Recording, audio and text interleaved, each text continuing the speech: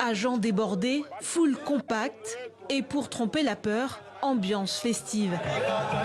Face à l'avancée du M23, les hommes en âge de se battre se pressent au QG de ce chef Wazalendo pour rejoindre cette milice qui combat aux côtés de l'armée congolaise.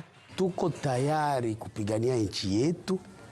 sommes prêts à combattre pour notre pays jusqu'à ce que la dernière goutte de sang soit versée.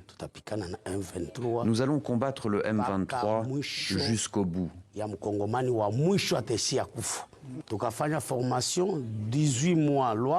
Nous avons même été formés au camp militaire Iwama pendant 18 mois.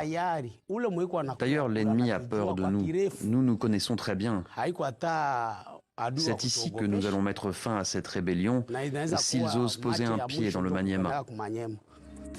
Après s'être emparé de Nyabiondo ce dimanche, le M23 serait en route vers la très stratégique Walikale, ce qui les mènerait tout droit vers la province du Maniema et son chef-lieu, Kindu.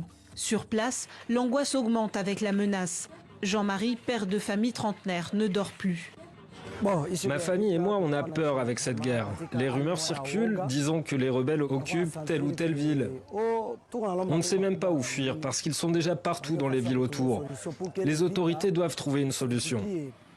En attendant, les commerçants aussi retiennent leur souffle. Issa Ramazani est propriétaire de cette petite épicerie située dans un quartier populaire de Kindu.